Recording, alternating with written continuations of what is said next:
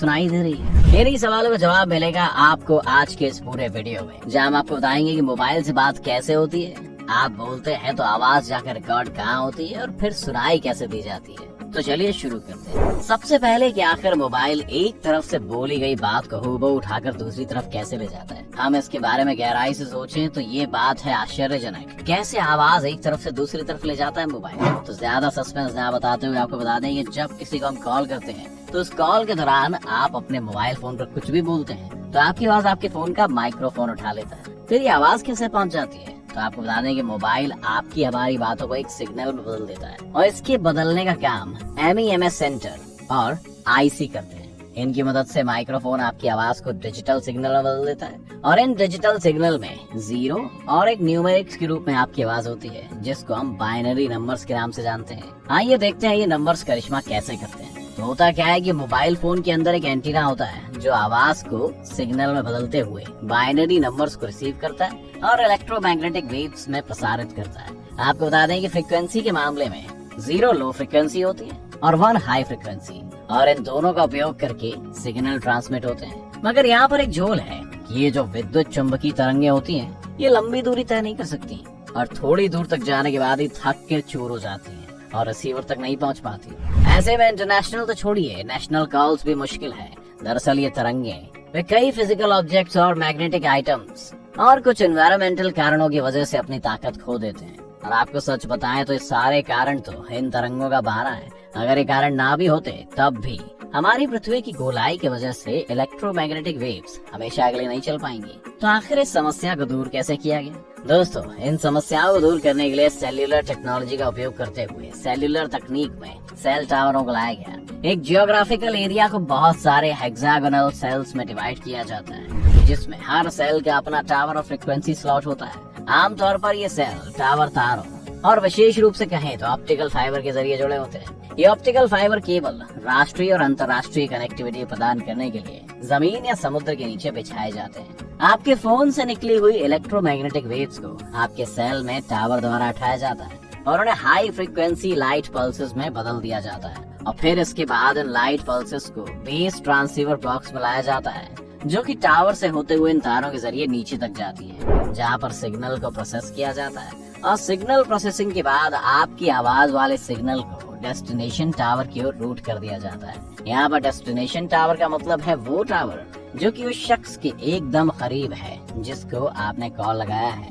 अब आप सोच रहे होंगे कि ये सिग्नल एक टावर से दूसरे टावर तक जाते कैसे हैं? तो अभी तो हमने बताया कि इन टावर्स के नीचे ऑप्टिकल फाइबर की तारें बिछाई जाती हैं जो नेशनल और इंटरनेशनल कनेक्टिविटी देती हैं और उन्हीं से ही ये सिग्नल ट्रांसमिट होते हैं। अब जब ये डेस्टिनेशन टावर की तरफ पहुंच जाती हैं, तो डेस्टिनेशन टावर इन पल्सेस को रिसीव करने के बाद इसे वापस से इलेक्ट्रोमैग्नेटिक वेव्स में बदलकर हमारे एनवायरनमेंट पर फैला देता है। अब फिर ये वेव्स वहाँ पहुंच जाती हैं जहां आपने कॉल मिलाया होता है। यानी कि जब आप अपने दोस्त को कॉल मिला रहे होते हैं तो आपके दोस्त का मोबाइल फोन उन सिग्नल को रिसीव करके रिंग होता है। अब आप ये जरूर सोच रहे होंगे कि डेस्टिनेशन टावर ने जब इलेक्ट्रोमैग्नेटिक वेव्स को एनवायरनमेंट में छोड़ दिया था तो वो आपके दोस्त के मोबाइल तक कैसे पहुंची?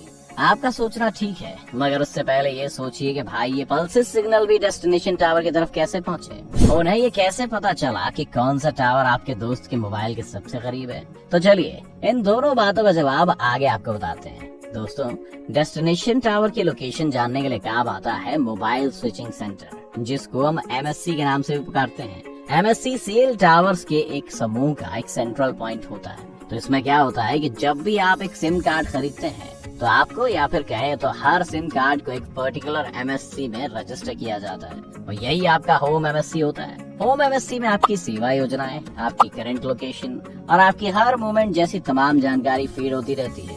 इसी MSC की वजह से आपके डेस्टिनेशन टावर का पता चलता है और फिर एक टावर से दूसरे टावर की तरफ सिग्नल भेज दिए जाते हैं। अगर आप कभी अपने होम MSC की सीमा से बाहर जाते हैं तो एक नया MSC आपको दे दिया जाता है जो आपके होम MSC की जगह पर काम करता है।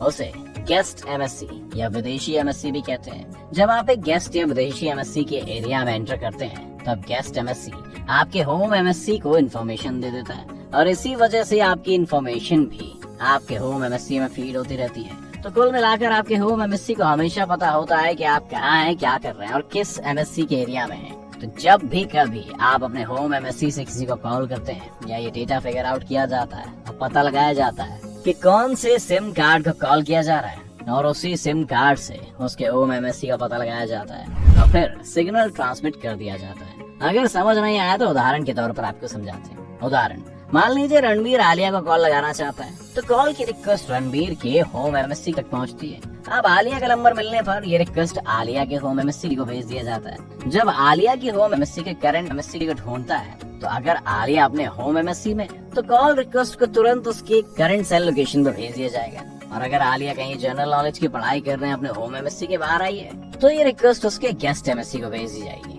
जिसके बाद आलिया का फोन रिंग होने लगेगा और रणवीर आलिया से अपनी शादी की तारीख फिक्स करने की बात आसानी से कर पाएगा। अच्छा, यहाँ आपको ये भी बता दें कि यहाँ ये भी जांचा जाएगा कि क्या आलिया दूसरे कॉल पर वरुण से बात कर रही है या नहीं, या फिर उनका मोबाइल बंद तो नहीं है। और ये सारी प्रक्रिया कुछ सेकंड्स में हो जाती है। आपको जब कभी भी कॉल रिंग होने से पहले टू टू की आवाज सुनाई दे, बस तभी आपका टावर डेस्टिनेशन टावर को ढूंढ रहा होता है। और जब ये रिक्वेस्ट डेस्टिनेशन टावर तक पहुंच जाती है तब पर्टिकुलर सिम कार्ड को डिटेक्ट करके वो रिक्वेस्ट उस मोबाइल तक पहुंचती है, जिससे वो रिंग करने लगता है। तो इसमें आप समझ गए होंगे कि जब डेस्टिनेशन टावर तक सिग्नल पहुंचते हैं उसके बाद वो सिग्नल एनवायरनमेंट में फेंकने के बाद मोबाइल तक कैसे रिसीव होते हैं। तो दोस्तों, ये थी वो तकनीक कि किस तरह से कॉल एक जगह से दूसरी जगह लग जाता है और बात हो जाती है। अगर आपको वीडियो में कुछ भी पसंद आया तो हमें कमेंट करके जरूर बताएं। फिलहाल हम चलते हैं, आपसे मिलते हैं अगली वीडियो में।